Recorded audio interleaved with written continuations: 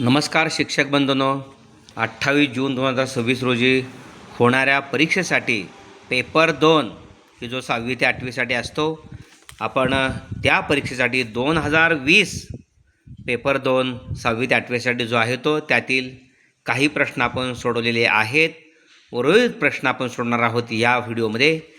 येणाऱ्या परीक्षेसाठी मात्र अत्यंत महत्त्वाचे आहेत, त्या दृष्टीनं सराव असावा. 1ली ते 5वीपेक्षा म्हणजे पेपर 1पेक्षा 6वी ते 8वी हा जो पेपर 2 आहे तो थोडासा अवघड आहे, त्यामुळे सराव करणं गरजेचं आहे. हा 108 नंबरचा प्रश्न आहे. आकृतीत चौकोन ABCD हा चौरस आहे.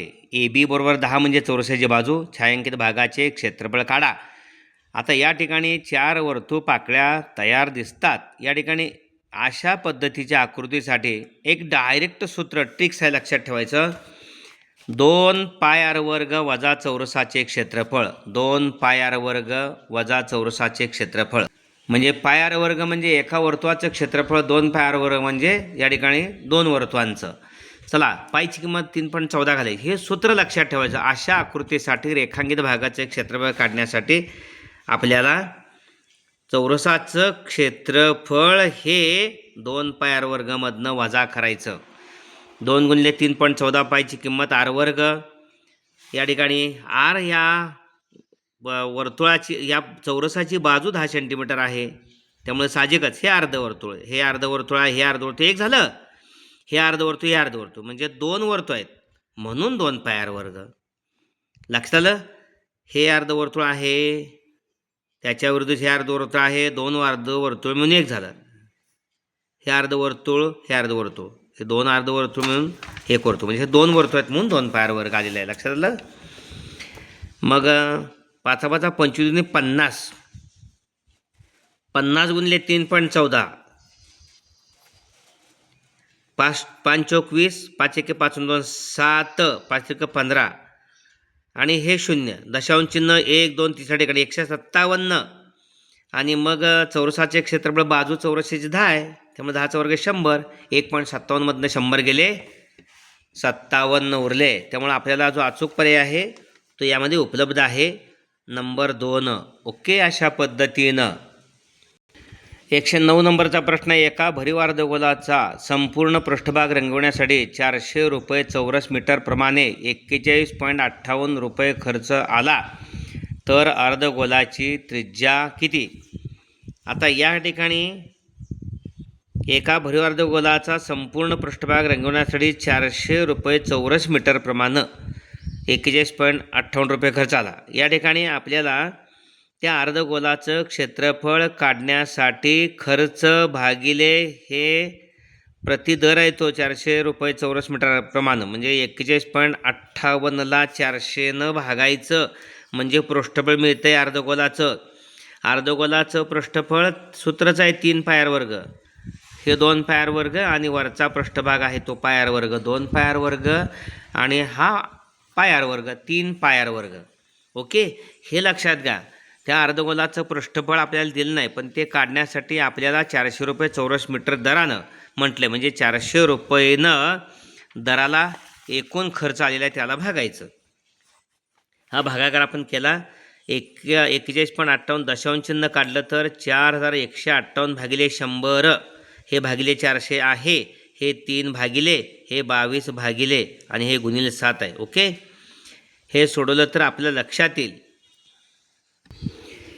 या ठिकाणी या 22नं 4198ला भागा 189 मिळते, हे गुणिले 7 तसंच. आता या ठिकाणी 400 गुणिले 100 हे 40,000 गुणिले 3 आहे. 4158ला 22 गुणल्यानंतर 189 गुणिले 7 तसंच. 3 189ला गुणून 63 आलं. 63 गुणिले 7 भागिले 40,000. या ठिकाणी 7नं 63ला गुणल्यानंतर 441 मिळालेलं आहे भागिले 40,000. ओके. आता या ठिकाणी गुणिले 100 का केलं तर आपल्याला चौरस मीटर म्हटलेलं आहे आणि सेमी उतरलेलं आहे, त्यामुळं 100 गुणिले 100 म्हणजे 10,000नं त्याला गुणलं पाहिजे. मग साहजिकच 100 गुणिले 100 सेंटीमीटरमध्ये होणार आहे. ह्या 4 शून्याला या 4 शून्य गेल्या, केवळ फक्त 441 भागिले 4 राहणार आहे. मग 441 भागिले 4 म्हणजेच 110.25 म्हणजे आर वर्ग आहे बरं का हा. आणि आर वर्गाचं वर्गमूळ आर आणि 11,025 वर्गमूळ 105 दशांशनं दुसऱ्या ठिकाणी दिलं पाहिजे, कारण वर्गमुळाचं एकक स्थान दुसऱ्या ठिकाणी असणार आहे. इथं शतकाच्या ठिकाणी जरी असेल तर 10.5 आर 10.5 त्रिज्या 10.5 आहे. अचूक पर्याय नंबर 2. 113 नंबरचा प्रश्न आहे. 1 अधिक कंसात वर्गमुळात वजा 1चा 100वा घात अधिक कंसात वर्गमुळात वजा 1चा 10वा घात अधिक कंसात वर्गमुळात वजा 1चा 1000वा घात बरोबर ... हे पर्याय आहेत. आता अचूक पर्याय शोधण्यासाठी आपल्याला इमॅजिनरी नंबरचा विचार करणं गरजेचं आहे. वर्गमुळात वजा 1 बरोबर आय इमॅजिनरी युनिट आहे, त्यामुळं आय वर्ग बरोबर वजा 1 दोन्ही बाजूचा वर्ग केला. आय वर्गचं आयचा वर्ग आय वर्ग आणि वर्गमुळात वजा 1चा वर्ग वजा 1 वर्गमुळात चिन्ह निघून जाणार. आय घन बरोबर वजा 1, कारण आय वर्ग वजा 1 आय घन वजा 1 आयचा चौथा घात, त्यामुळं वजा वजा अधिक होणार आहे अधिक 1. ओके. आय वर्ग वजा 1 आय घन वजा 1 विषम संख्या आहे. हे काय आय वर्ग वजा 1 आहे. आणि मग आयचा चौथा घात म्हणजे आय वर्ग गुणले आय वर्ग वजा 1 गुणले वजा 1 अधिक 1. लक्षात घ्या, आय वर्ग बरोबर वजा 1 आहे. आयचा चौथा घात म्हणजे वजा 1 गुणले वजा 1 अधिक 1. त्यामुळं किमती काढूया. 1ची किंमत काढायची आहे. वर्गमुळात वजा 100चा 100वा घात, मग आयचा 100वा घात वर्गमुळात वजा 1 म्हणजे आय. ओके. आयचा 100वा घात 100वा घात म्हणजेच 4 गुणले 25 25 चौक 100. आयचा चौथा घात म्हणजे 1 म्हणजे 1चा 25 1चा 25 म्हणजे 1च. ओके. म्हणजे वर्गमुळात वजा 1चा 100 म्हणजे 1. त्यामुळे वर्गमुळात वजा 1चा 10 बरोबर आयचा 10. ओके. कारण इथं आपण इमॅजिनरी युनिट आहे ते वर्गमुळात वजा आहे बरोबर आय मांडले. वर्गमुळात वजा आहे दिसले आय. आयचा 10वा कसा मांडला? आयचा 10वा बघा, आपल्याला आयचा चौथा घात त्याची किंमत मांडता आली पाहिजे. आयचा चौथा त्याचा दुसरा 4 दुनी 8 आयचा 8वा घन गुणले आयचा वर्ग म्हणजे 10. इथं आयचा चौथा घात 1 आहे. आयचा चौथा घात 1 1चा वर्ग 1 इथं 1 1चा वर्ग 1 गुणले आयचा वर्ग वजा 1 आहे, त्यामुळे वजा 1 1चा वर्ग 1 1 गुणले वजा 1 वजा 1. त्यामुळे वर्गमुळात वजा 1चा 10वा घात वजा 1. आता वर्गमुळात वजा 1चा 100वा घात, इथं वर्गमुळात वजा 1 म्हणजे आय. आयचा 100वा आयचा चौथा गुणले 250 250 गुणले 4 1000. ओके. आयचा चौथा म्हणजे 1 1चा 250वा घात म्हणजे 1. किमती घाल्या हे 1 आहे. वर्गमुळात वजा 100चा 100वा घात म्हणजे 1.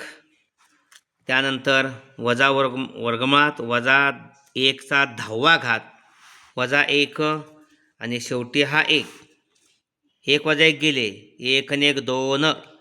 अचूक पर्याय याचा जो आपल्याला मिळालेला आहे तो 2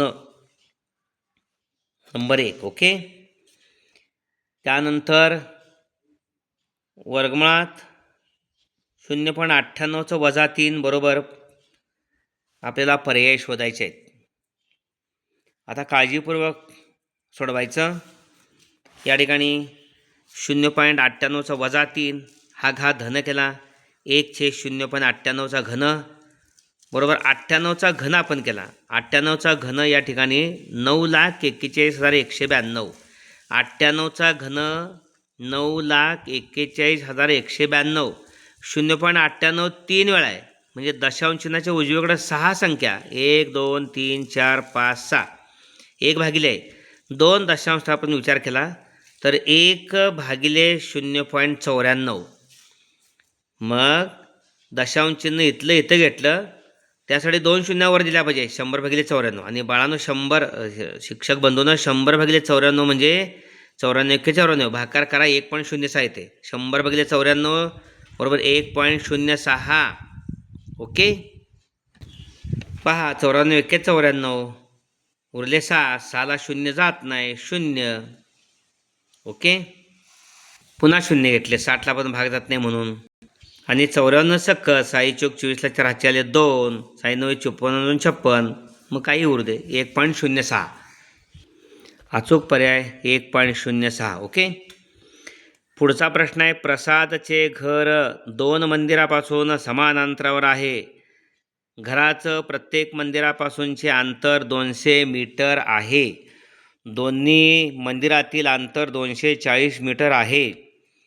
प्रसादचे व सागरचे घर हे दोन्ही मंदिरांना जोडणाऱ्या रस्त्याच्या विरुद्ध बाजूस आहे. सागरच्या घराचे प्रत्येक मंदिरापासूनचे अंतर 150 मीटर आहे. तर प्रसाद व सागरच्या घरातील अंतर काढा. विचारपूर्वक सोडवा, काही अडचण नाही, काही अवघड पण नाही. या ठिकाणी प्रसादचं घर इथं आहे.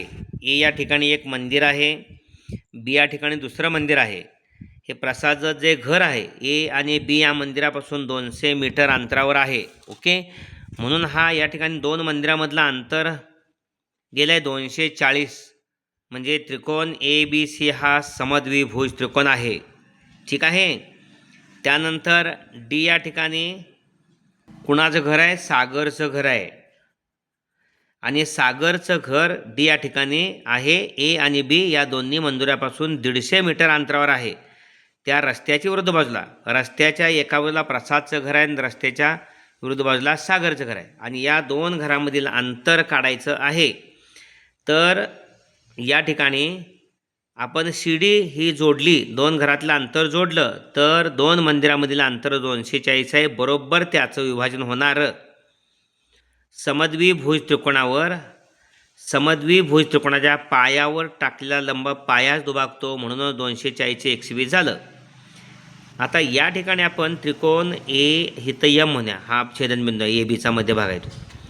त्रिकोण AMC या काटकोन त्रिकोणात पायथागोरसचं प्रमेय वापरलं तर कर्ण 200 आहे, 120 त्याचे काटकोन करणारी एक बाजू आहे. 200चा वर्ग या ठिकाणी 40,000 आपल्याला मिळतोय आणि 120चा वर्ग आपल्याला 14,400 मिळतोय.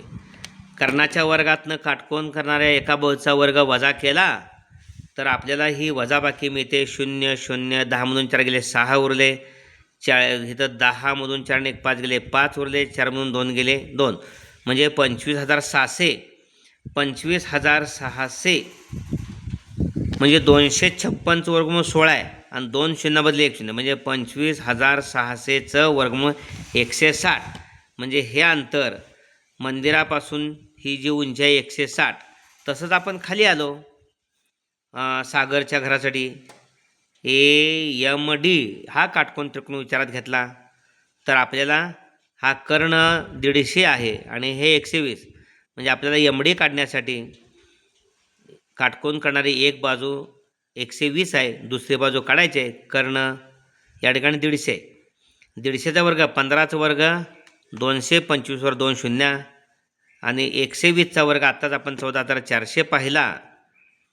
ह्या दोघांची वजाबाकी 0 0 तसंच 5मधून 4 गेला उरला 1, 12मधून 4 गेले उरले 8, 2 गेले 0, 8,100. 81 वर्गमूळ 9, 2 शून्यामधले 1 शून्य, म्हणजे 90. म्हणजे AB या 2 मंदिराला जोडणारी रेषा आहे, तो पाया आहे. त्या पायापासून सागरच्या घरापर्यंतची उंची 90 आहे. 90 आणि हे 160, 16 9 25, म्हणजे 250. 160 आणि 90 250 मीटर, म्हणजे सागरच्या आणि तुमच्या प्रसादच्या घरामधलं अंतर आहे 250 मीटर. आणि आपल्याला अचूक पर्याय जो भेटलेला आहे 250 मीटर 2. ओके, अशा पद्धतीनं हे उदाहरण काळजीपूर्वक पहा. आकृतीमध्ये ABCD या चौरसामध्ये हा P हा AD आणि बिंदू Q हा बाजू BC वर आहे. तो असा आहे की रेख PQ मधून आकृती दुमडली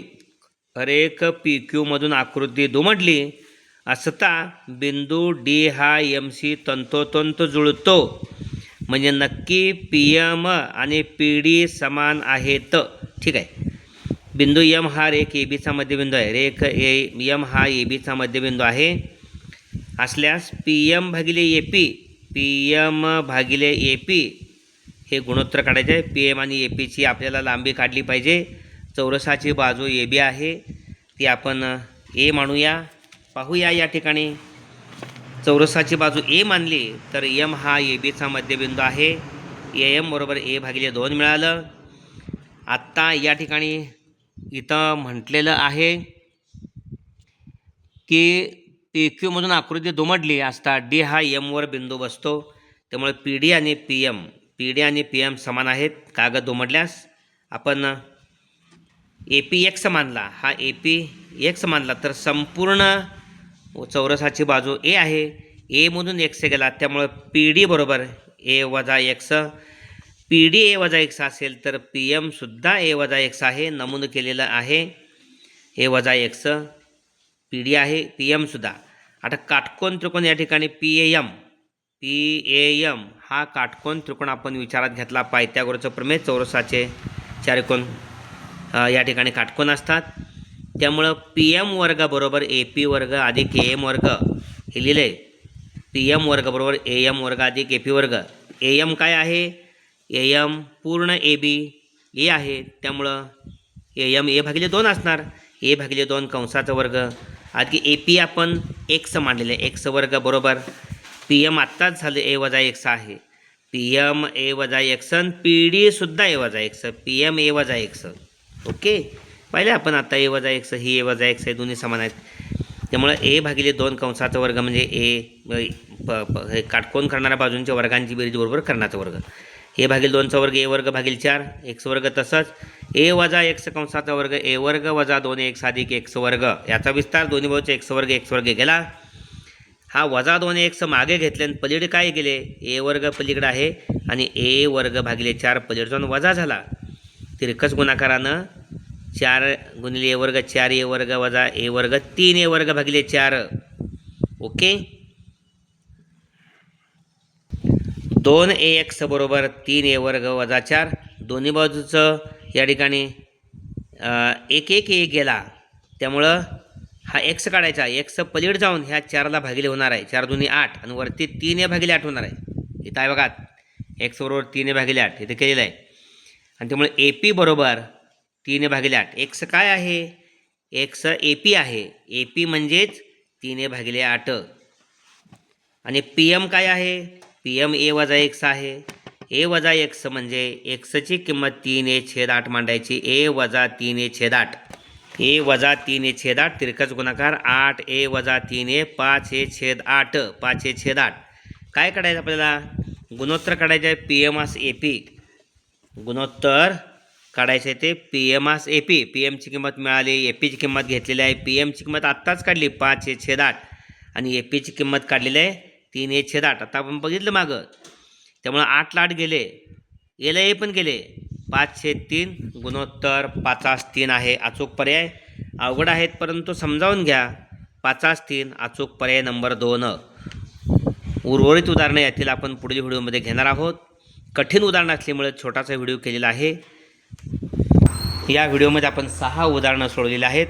ती व्यवस्थित पहा, त्याची तयारी ठेवा. अशा पद्धतीचे काही उदाहरणे सोडवा आणि तयार ठेवा. धन्यवाद.